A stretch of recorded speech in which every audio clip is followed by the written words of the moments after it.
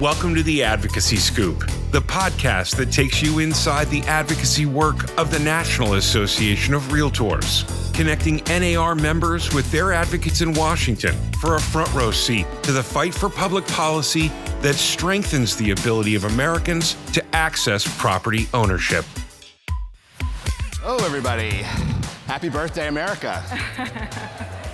All right. Happy Flag Day. I told Patrick, it's Flag Day. I'm going to be dressed like Uncle Sam, so please color coordinate. Yes, I was dressed like one of those red, white, and blue popsicles earlier, so I switched out my shirt. We've got these cool new T-shirts that we're selling here on site.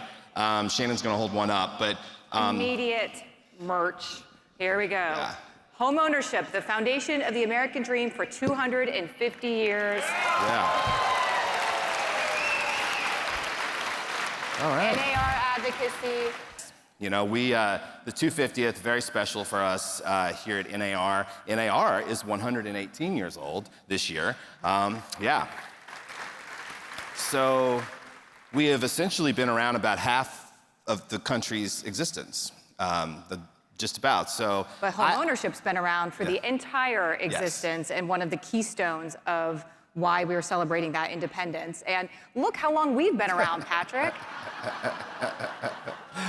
You know, I missed the bicentennial just barely. I did make it to the 1983 Knoxville World's Fair, but I missed the bicentennial, so this is a pretty cool week to live in DC and a cool month to be here with all the stuff going on. And I'm so glad we could tie in RLM and all of our advocacy work to it. And I'll say that, you know, about 6 months ago, Shannon and I were talking about what we should do for the 250th, and we came up with this idea to do a big piece, by Shannon, where she outlines all the good public policy over the last 250 years that built this country. And we were like, homeownership is literally the foundation of this country and all the wealth that it brought for ordinary people over that history. So we started, mapping it out, and it turned into a pretty cool op-ed. It's going to drop on July 1st, so keep your eye on our socials and things, because we'll be sending it out then, but along with this episode of the podcast. But, we started with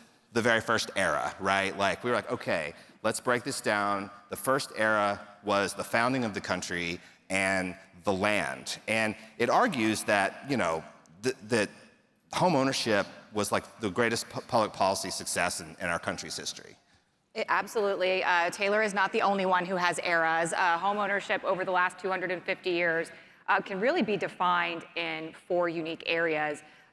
Looking at, first, how this land became available, and everything from the foundation to the country to what are the laws that are going to make sure that the transfer is available. This was built intentionally over generations through public policy, and each one had a new layer. So what would you consider the first layer? Because Patrick, you were the one really digging in on this research. Well, first was the land, right? And so it's like, John Adams said, property must be secured or liberty cannot exist. So right out of the gate, that they had to come up with a way to make the land accessible to ordinary people and not just aristocrats. Exactly, and those are the policies that help to push settlement westward and to give everyday Americans opportunities to acquire land and build wealth in ways that were rare elsewhere in the world, and in some cases still are. We all know that those policies were imperfect, excluding many people in unnecessary ways, but it did establish a lasting principle, which is ownership creates that opportunity, and we still fight for that today. And we looked, there was this land ordinance of 1785, so the country had been founded just a few years, and this is the bill that allowed land to be divided up and sold, and there was nothing like it. The grid system and the ability to generate the infrastructure and the transportation inroads in order to make that land accessible and available to purchase. But then purchasing it was a little difficult. Yes, so the first 150 years or so kind of puttered along, more like settling the West and that type of thing. But then we got into the financing area, and that's where things really took off. Americans needed a way to buy their homes and finance their homes.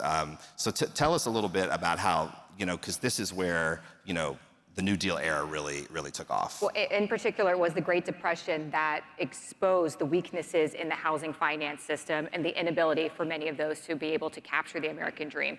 And policymakers worked during that time to recognize that affordable credit was integral in order to be able to purchase a house. And therefore, you have the New Deal. So that really changed things, and it made sure, as Franklin Roosevelt said, a nation of homeowners is unconquerable.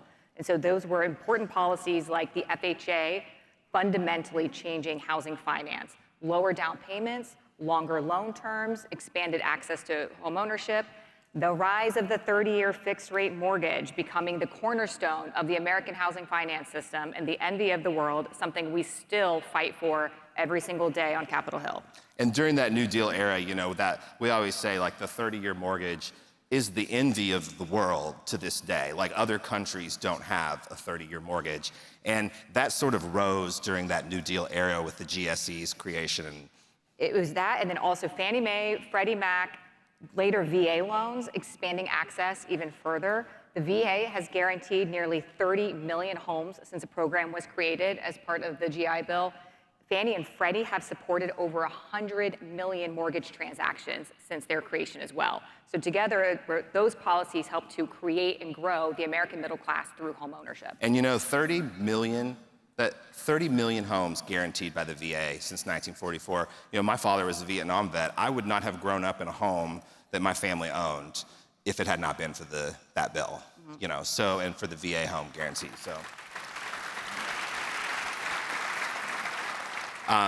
Massive expansion of financing throughout that era, 1940s to the 1950s, and then we hit the 1960s, and this is sort of the third era. Fairness this is when the Fair Housing Act was passed. So President Lyndon Johnson said, you know, housing is too important to be left to the whims of the market alone. So what did he mean by that? Exactly, and so that was President Johnson saying that if market forces alone, many Americans, particularly low-income families, minorities, seniors, veterans, would be unable to afford safe and decent homes. So many people who were locked out of this were also locked out of that growing prosperity. And so we know the history, but it's also important to repeat it and remember it. And one of the more powerful examples of that is in this upcoming op-ed, and it's about Black World War II veterans. Patrick, do you want to discuss how? Well, yeah, you know, this is something that Alexia on our Fair Housing team was talking to us about, but, you know, many of the soldiers in World War II that were Black came home and were excluded from the benefits of the GI Bill at the time. And so that was, you know, when we passed the Fair Housing Act in 1968, of course, we outlawed discrimination in housing. So. And those important voices, those veterans, it is those stories that help to build that momentum for fair housing legislation, and that is something that we honor every day. And I know there was another person who we're discussing in this op-ed, Senator Edward Brooke. Yeah, a great story there. Do you want to share his story? Sure. I mean, he was one of those World War II veterans who came back, and he became the first African-American elected to the Senate by popular vote. So he was an elected United States Senator, but despite his accomplishments, and him and his wife were trying to find a home here in Washington, D.C., and they were told no to, but only certain neighborhoods. And so he became the leading champion of the Fair Housing Act of 1968 because of his own experience. Oh, that is amazing, and something that we'll highlight through our social media channels and through the op-ed, but ensuring that folks understand that these important voices and these leaders, these come from experience, and these are exactly why we all need to hear from you when you're dealing with clients who may have negative experiences, and we can take those right to policymakers. So let's go on with the Fair Housing Act. Yeah, well, it continues, you know, the fairness era continues on into the 70s when President Carter signed the Community Reinvestment Act. As important now as they ever have been. And you always say there is no better partner than NAR with the federal government when it comes to fair housing. We're the ones who are going to HUD and explaining what is happening in transactions around the country, why it's important to keep these programs funded, why testing is one of the best ways to ensure that fair housing is being enforced, and we work with many of our coalition partners on this, and the federal government knows to come to us for that information. Now, moving on to the last era, and I like this one a lot because we lived through a bit part of this, and we're kind of a part of it, which is the stability era. And so we made the land accessible, we created a way for everyone to finance homes, we passed legislation dealing with the fairness issue, and now our jobs every day is we go in to make sure that the housing sector is stable. And so you must be, you were the staff director of the Financial Services Committee during Dodd-Frank, which was probably one of the biggest pieces of housing legislation ever passed. Stability was definitely the buzzword at the time, and how do you ensure that mortgage markets are stable, that communities are stable when you're seeing so many homes that were underwater, and in particular that Fannie and Freddie and the entire housing finance system remain stable. And so we just got this information coming from Dr. Lawrence Yoon that right now only 1% of all home sales involved a foreclosure or an underwater situation. So that shows that homeowners are on solid financial footing with that investment. And once home ownership expanded, policymakers focused on how to preserve that confidence within the system, how to make sure there are strong lending standards that are important to make sure that folks are able to afford homes that they can keep, and that consumer protections that will help protect homeowners are in place. Programs like flood insurance to make sure that folks don't have to worry every time that there is a natural disaster, that they're not going to have access to insurance. That type of stability is protecting home ownership, and it's protecting communities. And you were there for all of that. I mean, you did that. We were all there for all of that, and that was a very interesting time. We just recently lost then Chairman Barney Frank, who passed away. He was a fantastic leader on all of these efforts during Dodd-Frank, and while there was a lot of partisan disagreement during that time, we can see that now that the entire system was able to be preserved and protected, and that 30-year fixed rate mortgage is as strong as ever. Yeah. Well, sticking with that era, President George W. Bush, he once said, we should be a nation of owners. So I wanted to ask you, what does that mean in practical terms? Well, if we're going into a new era of this, I mean, we have been talking about affordability. This has been the buzzword of the year, not because everyone has all of a sudden decided that it's an issue. It's because for years we have been highlighting the problem, that we have a lack of inventory that is making housing less available, less affordable, and less accessible. And when you have fewer opportunities for home ownership, you're going to see significant results. So we just saw the average first-time home buyer hitting 40 years old. Soon after that, the administration floats a 50-year mortgage. We're like, wrong direction. No, that's probably not going to be the right solution. We need to make sure that we're opening up those opportunities so people can buy a home when they're ready to. Patrick did some back-of-the-envelope math, and if you bought a home at 30 versus 40, that's roughly $150,000 in equity that is just missing. And that's multiplied by almost a generation of folks who just feel like they don't have access to home ownership. Homeowners are 40 times the net worth of renters, and in the last decade, the typical homeowner has accumulated over $190,000 in wealth alone. So that home ownership is more than just a roof over your head. It is an investment. It is an investment in your community, with your family, and the state and local governments really like that investment. They get a lot of money out of property taxes, collected more than $826 billion in property tax revenue. So it's more than just making up a fifth of the economy. This is really making up households and the ability to create that generational wealth. And that's exactly why we fight for this every day. Financial security for families and literally building our communities through the access to owning a home. Well, you like to say, okay, so we have 250 years of good public policy building this whole foundation of our country. So what does the future look like when it comes to housing policy? This era looks like building more housing, reducing those barriers to production, modernizing outdated policies, preserving tax incentives that support home ownership and expanding more of those, advancing solutions like the 21st Century Road to Housing Act and the More Homes on the Market Act, which are at the top of the talking points for our Hill meetings this week and our pieces of legislation that are moving through Congress. Expanding that circle, each generation has expanded the circle a little bit more on who has access to housing. And so you're just going to keep fighting that fight for us. We want to make sure the next generation has access to even more opportunity to create that wealth and to have that solid footing within their community. This is a nationwide conversation that is happening at the local, state, and federal level. I haven't seen anything like this since the 2008 and the financial crisis, when folks are talking about how do we make sure that we are preserving and protecting home ownership. That national debate is because we weren't just at the table, we were there setting the table, hosting the dinner party, making sure that we were inviting people into that room to have that dialogue and to support these policy solutions that you all have been working on for years through work in your communities and through committees here at NAR. And this week is one of the most vital for that message to come across. And one of the things I love about working here is, one of the things that we do in the advocacy group with your hard-earned dues dollars is we commission a lot of polling.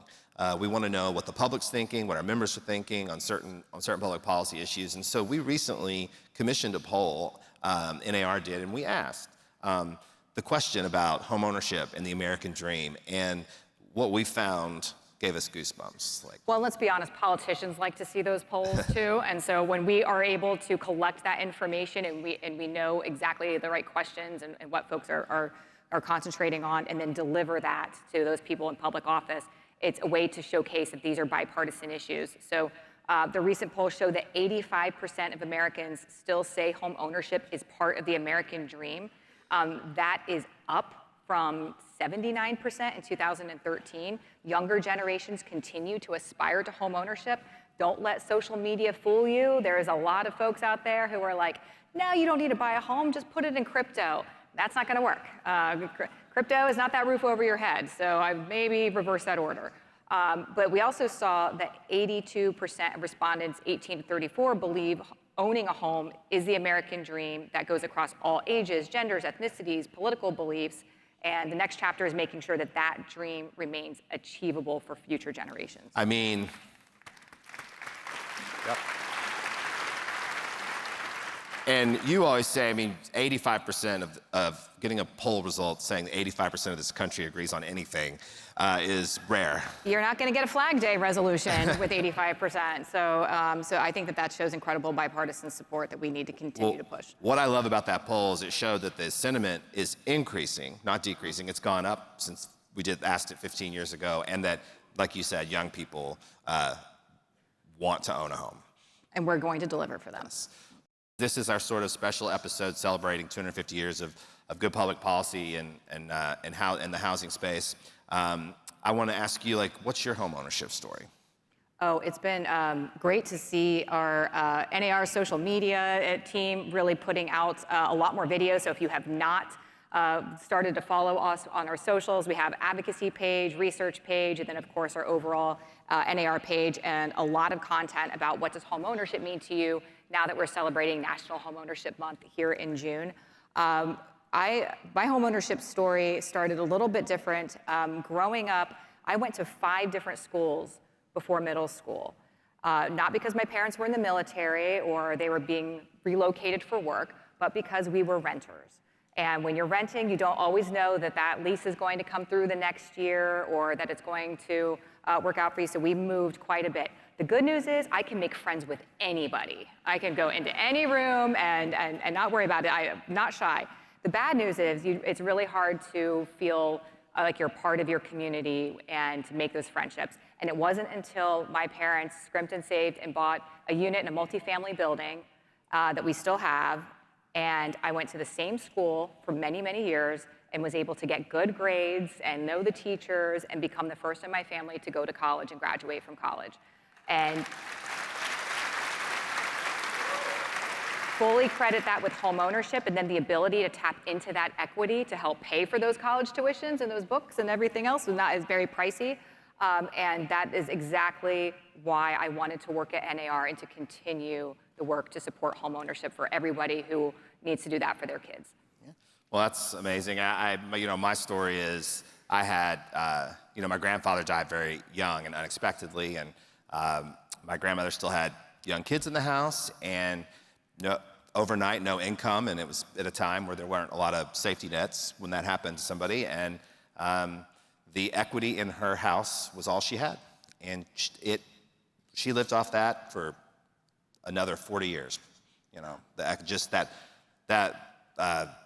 amount of money that was in the house when she sold it. So, which is why it should not be subjected to capital gains. Right. Exactly. Yep. So that's The Scoop. Thank you to everyone listening to this podcast. Please be sure to subscribe and share wherever you get your podcast, and meet us right back here for more Advocacy Scoop next time. Realtors are members of the National Association of Realtors.